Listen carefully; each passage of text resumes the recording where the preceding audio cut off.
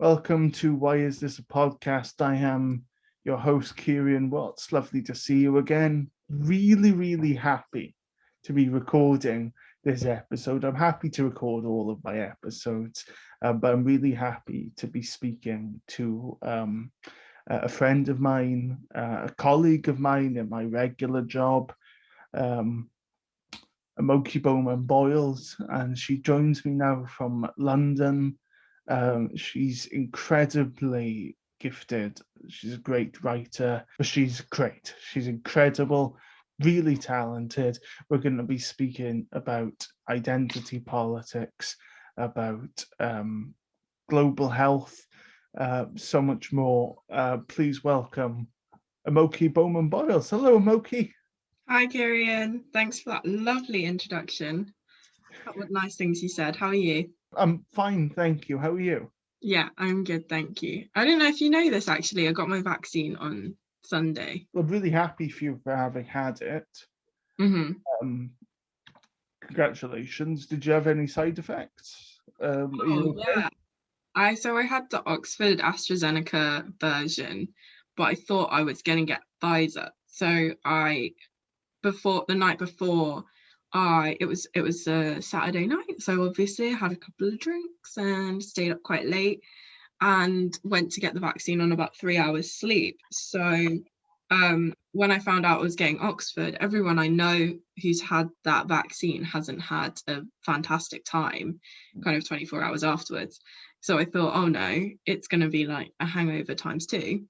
And it basically was, I mean, I got a fever the first night afterwards, and then nausea and headaches, and like I said, my arm is still a bit sore, and now I'm like 5 days post vaccine, so it hasn't been particularly fun, but I think the peace of mind just knowing that I've like had my first dose, and they had like a date up on the board, and they just said everyone who's here today come at the same time in, I think it's 13 weeks time.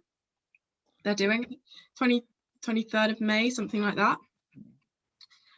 So just come back here on that day. So to know that I have the second one booked in as well is very kind of like anxiety reducing, just to know that that's there. So I'm going to come back to the vaccine in a bit. I just want to talk about you for a little while, about how you became interested in two things pretty much. The global politics of health and disease, number one, identity politics, second. Okay. Well, the global politics of health and disease, I became interested when I did a module at uni in my second year, called Power and Global Governance. And there was a week on the World Health Organization and its management or mismanagement, whatever you prefer to say, of the Ebola crisis. I'll definitely go for mismanagement. Yeah, that's the one I went for too. So at the end of the module, we had to write an essay on one of the weeks. And in fact, it wasn't your traditional essay. It was, we had to write as if we were Médecins Sans Frontières, and address the WHO and the mistakes that they made in addressing Ebola. So that was the first time I really paid attention to kind of global health. And then I went to Madrid on my year abroad and I had a great time. And then until March hit, and I was almost stuck in Spain because coronavirus hit. And so when third year came and there was a module called the Global Politics of Health and Disease, I was like, that would just be absolutely stupid not to take it, and to kind of develop the knowledge of that a bit more and see kind of how global politics of health and disease has affected what's been my kind of main topic of interest throughout the whole of my university career, which was identity politics. So it's really hard for identity politics, or for you not to be aware of your identity as someone who is mixed race. And it's also really hard to do that when you, as a child, I was moved from London to a town called Ipswich, which I don't know if you've heard of it. When I moved there, there wasn't too many brown people in Ipswich. So it was very hard when, people would say, where are you from? And I'd say London, and they'd say kind of like, no, you're not. Where are you really from? And that was from 9-10 years old. So it's very hard not to be aware of your identity at that point. I think the politics of it came in when I realized kind of the injustices that surround kind of certain identity groups, whether that be Black people or disabled people or gay people. And so when I was looking to study, I became interested in politics kind of naturally. Both my parents are quite actively political and have political opinions. So I think marrying the two together, knowing that I was going to come back to London, because in my head, like, I never really left, it all kind of fit together. So I chose Queen Mary's because it claims to be one of the most diverse universities in Europe. So I was like, wow, I can go and discover all the other identities that are there whilst also studying kind of politics and international relations, and that marriage perfectly together. That's not a word. Can I say that? Marriage perfectly? Yeah, of course. Sure, Why we're a flexible podcast. Identity is like a big thing for me because obviously, you and I have worked together many times, as we said. It's a huge component of global health is identity, and we're seeing that at the moment about when it comes to the COVID-19 vaccine, with Black minority ethnic communities in the UK, elsewhere, where there's a lot of, there's two things, I think, that it's disproportionately affecting those communities, and vaccine hesitancy is higher there Mm-hmm. to the white population. Why? Right. Okay. Well, there's several reasons. I'll start with why is it just disproportionately affecting BAME people. I think that there's quite a few things. So there's structural racism, which is kind of built into the infrastructures and our society as a whole. The healthcare system. Exactly, but also not even just the healthcare system. I mean, the people who work in the healthcare system who aren't Black and minority ethnic have all of these unconscious biases and have been the receipt of white privilege for their entire lives, and they don't necessarily, it doesn't make them bad people, but they don't recognize this. And so that's one of the reasons is the structural racism that exists, that is kind of so ingrained that people don't necessarily realize it's there. Then you have socioeconomic factors. So Black and minority ethnic people are more likely to live in urban areas, in overcrowded households, in deprived areas, and in jobs that expose them to higher risk of infection. But that also means that these lockdown measures that we've introduced are protection, but not necessarily protection for Black minority ethnic people, because they often are the people who are still going to work, and they are the essential workers. So I think there's those two factors. There's also kind of the unconscious bias, which I mentioned before, and that unconscious bias has unfortunately affected people's opinions of the NHS, but also just systems of authority in this country. And so when someone tells them to go and do something like wear a mask because there's a pandemic going on, they don't necessarily trust or respect the voice that is telling them to do that. We often, for example, when we move on to the vaccine hesitancy, kind of put these people off as saying, oh, they're conspiracy theorists, or because they don't want to get the vaccine, and they're kind of believing what these anti-vaxxers are and the false news and everything that's being put out there. And it's not necessarily that. In some cases, it is just because there's this massive case of distrust, and rightly so, because the things that have caused this distrust are in our living memory. They're not things that happened hundreds and hundreds of years ago. And even if they were, those are still present, but there is so many things that are kind of in our current system today. The George Floyd protests of last year, Breonna Taylor, for example, These things are happening now. I the, mean, the fact is that all of those events and so many more, Eric Garner being another one, I remember them. They're not things that I was taught in school, and I'm white.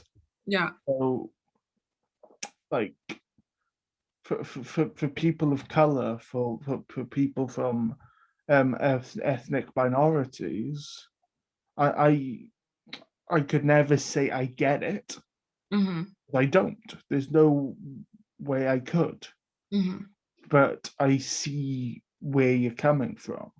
yeah. There's a mistrust. That's why it's, But back over to you. I don't want to be a white man talking for for a woman of color. I do think that that's important also, is that when we're talking about race, and a lot of the stuff that happened after the George Floyd protests is, there were a lot of people asked, okay, how can I be a better white person? How can I be a better white ally? And I think one of the main things is that you have to be willing to have these conversations, not only with Black and minority ethnic people, but also in your own living room, with people who aren't, and just addressing the fact that that privilege exists, which is starting to happen more often than it happened, 5 years ago, is something that is really important. I don't know if you saw this, but the NHS came out with this statistic that Black women are 5 times more likely to die of childbirth than their white counterparts. And even the fact that the NHS is publishing these results is a step forward from where we were. That doesn't mean that that's the problem solved, right? But the fact that we know this means that, okay, now we can begin to address it. Whether they do or not is a completely different story, but it's good that this data is now being collected. And what I'm hopeful about, what I hope that will happen, is that COVID-19. I've said it to other people I've interviewed or spoken with, is that the inequalities, the inequities that we've seen during COVID, that we realize that they're not new. These have literally been there from the very start, and I'm hopeful that COVID-19 will sort of like give us a kick up the arse. Yeah, it's definitely brought to the fore. I mean, 2020 brought to the fore a lot of kind of societal issues. And what will be interesting to see in 2021 and onwards is how those are addressed. Because you had, hundreds of thousands of people, millions of people posting a black square on their Instagram accounts in July, whenever it was. What have they done since? And this is not just white people. This is, Black and minority ethnic people too. If we're going to address the problem, then we need to actively do that on a regular basis, rather than just one day a year or 1 month a year, as with Black History Month. How do you reach people on this? I think it's really difficult, because I think there has to be a willingness to reach people. And I mean, so yeah, if we're looking at vaccine hesitancy, one of the responses, I think, to reduce that hesitancy is to do a more local approach. So one of the reasons why people mistrust this is because they mistrust authority, and that authority is married with the NHS. But if someone has been going to their GP for 20, 25 years and they know them, they trust that person, then they are more likely to take the vaccine. But it's also the same with like community leaders, faith-based organizations. If you go to your mosque or your place of worship and someone is telling you that someone that you trust and who looks like you, I mean, it comes down to representation, right? But if someone who you trust and who looks like you tells you, I've had this vaccine and I'm okay, or you should get this vaccine and there's no problem with it, then that creates a bridge, I think. And I think that's what we need to be doing more of, and less of the kind of labeling Black hesitancy or Asian hesitancy to take the vaccine as, they're anti-vaxxers, and grouping them into that camp of people when it's not anything to do with that at all. and it being seen as sort of like a form of control and oppression. Mm-hmm. Like what I know that in some countries, um, certain vaccines are seen as like, oh, it's a sterilizing agent.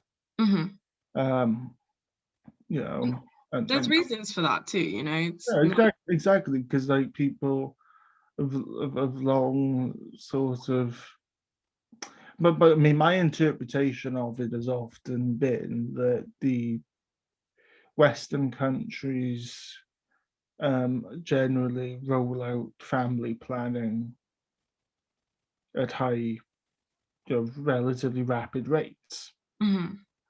Um, so when it comes and we're having a conversation about overpopulation, Mm-hmm. and we just immediately look to India, for example, or China, Right. you're the ones who need to not have as many people. But Mm-hmm. that's obviously tinged with racial rhetoric. It's obviously going to have a ring to it. So the paranoia there is understandable. Mm-hmm. And so I really like your point there, your sentiment of like, you've got to reach people on their own terms. Is not just enough to go, do it. Yeah, or even it's there, come get it. It's not Yeah. enough. You've got to like, it does have to be a conversation. It has to be like a conversation, perhaps like you and I are having now. Mm-hmm. But on a societal level of like, you know, I mean, it, it's something that ultimately the vaccine rollout being successful is good for everyone. hmm, And so it's not about, oh, you have to go and have a conversation with X people to protect them. It's to protect all of us. I mean, ultimately, it doesn't make any difference to the government if one person doesn't have the vaccine. But if a whole community is refusing to, then that's something that needs to be addressed. I want to just, I do want to ask you about identity politics a little bit more. Why is identity politics important? So I think identity politics is important both in the global health context and outside, right? Because it's the reevaluation of difference. It's the assertion of difference that has been disvalued. It's the witnessing of discrimination. And I think that sometimes it's both personal and collective. And simply all it is the recognition that there's some groups of people who share an origin or some characteristics who aren't being treated equally to others. And so I think when critics come and attack identity politics, what they really need to say is actually, I'm not attacking the concept of identity politics. I'm attacking X person who's taken this identity politics and said this about it, right? And you have it in feminism, you have it in religion. Not every Muslim, for example, is an extremist. And so you can sit there and attack Islam, or you can sit there and say, actually, I don't agree with what that group of people have interpreted Islam as, or are using Islam as this excuse for what they're doing. And I think it's the same with this, right? It's Piers Morgan is not necessarily attacking identity politics. He's attacking a certain person or certain people who've taken it and turned it into something that it's not. In certain movements, and it like it becomes sort of like this battering ram. Mm-hmm. Yeah, Like, it's like feminism, right? Feminism means equality, means women should be equal to men. And then you'll go into a room of men and say, I'm a feminist. And like all of a sudden the crosses come out and they're like, whoa, you're crazy. You want to kill us all, or whatever it is that they think. Exactly. And that's not what it is. But because there is certain people who call themselves feminists and say we hate men, that doesn't mean that's what feminism is. And I think that's what's got misconstrued about identity politics. It's the recognition of difference. yeah. Well, you and I was, we were speaking before about sort of like neurodiversity and Mm-hmm. neurodevelopmental disorders. And I'm autistic, and I'm also I'm part of the LGBTQ plus community as well. Mm-hmm. And it's what you said about kind of identity politics within communities is really resonant with me, because like my understanding of transgender, Mm-hmm. the transgender community of gender identity Mm-hmm. evolved massively, because I used to just be like, no, there's man and there's woman. Mm-hmm. That's it. You don't get anything else. And if you want to transition, you transition, but you Mm-hmm. don't get anything else. And I'm kind of there now, like, okay, I understand that people, um, They need a spectrum. I think everyone and yeah, everything is I, on a yeah, spectrum. And it's the same for gender and ableism, for example, like we talked about neurodiversity. It's the same for race. I mean, I'm speaking from the place of someone who goes out in the street and is identified as a person of color. But I am privileged in the fact that my skin is lighter and therefore I get better treatment. So, and these kind of conversations, this is all a spectrum. I'm not just the Black girl, because actually I'm a mixed race person, and I think it's the same. I'm privileged in so many ways myself. I'm privileged in that I'm white, Mm-hmm. privileged in that I'm not transgender. I'm privileged in many ways, and kind of recognizing that privilege. Um, I think it's been an important experience for me. I want to just before we wrap up, Mm-hmm. touch on, because we've talked before about identity politics in the Caribbean and the diaspora. Mm-hmm. Hope I'm pronouncing that word right. It'll be Yeah, no, you are. oh, am I? Okay. I mean, that's how I say it. I It's don't one of those words. It's one of those words that I've written down a lot, know. Mm-hmm. but I've never. I rarely say out loud. I want to just touch on that identity politics in that area. Um, Okay. So the thing that really shouted out to me, and I don't know if you know this, but one of the reasons I don't really like my last name, and one of the reasons why I don't like my last name is because part of my name is from my dad's side, and that last name was actually the slave name of the man or woman or family, whatever, that enslaved my ancestors. So one of the reasons why I find identity politics in the Caribbean so poignant is that there is whole countries of people who are descended from slaves and who have no access to what you might call their like origin story, if we're taking it like Marvel. And so we're completely disconnected from that. And it's really hard to conceptualize an identity when you aren't aware of where your true identity comes from. And so my parents, actually, my name is Nigerian. Amoke is a Nigerian name. And they gave it to me because they couldn't give me a name from the Caribbean because there was no kind of like culture of naming, because there was no language there. They spoke English. And so they wanted to give me something that represented my heritage. And they didn't know where my dad was from because there's no records. So they just had to pick a name that they liked. And luckily for me, when I turned, I think it was like 14 or so, they did a test on my dad's blood, like one of those DNA ancestry things, and found out he was like 62% Nigerian. So like it worked out for them in the end.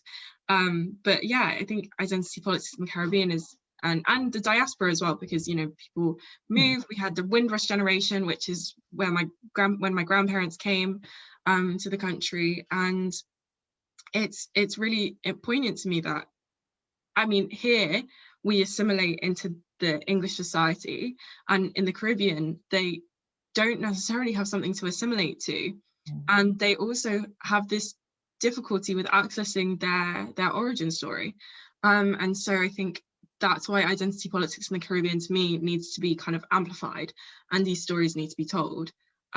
Because I think that when Black Lives Matter happened, we were all really focused on US-UK experiences. Like, we all zeroed in, we all bought books by Black British authors or African-American authors. People in Mexican or some, Yeah, there's a whole society of people who are experiencing There's- Blackness completely differently. Well, obviously, there's a difference between reading a book and understanding it. So, I mean, I hope I can be your ally. Yeah, I think that you are. I think that us having this conversation is really important. It's really nice to have. But what struck me as being particularly poignant there was you were talking about your name. Mm-hmm. You may have noticed me going. Oh. But the reason why it stirs like an emotional reaction in me is that my middle name is James, which is my grandfather's name, his middle name. Okay. My great grandfather's name. Mm-hmm. And I'm kind of there, like my family, but by extension of the fact, but by extension of my family's privilege, I almost had like a say in my name. Because I don't have a name that was sort of imposed on me, but because of enslavement. So that's why it kind of strikes a chord with me, I think, because it's really it's important to know where you came from and your culture and your heritage, but also to understand the role of consent and privilege that comes with your heritage. Which is why I've really enjoyed having this conversation, but also really benefited from it, because it was a real eye-opener for me. And thank you so much for being here, and thank you so much. No, thank you for asking me. Thank you for having me. My pleasure. Thanks for agreeing to do it. I mean, if Lady Gaga had said yes, I would have been out. Amoke Bowman-Boyles, everybody. Thanks, Amoke.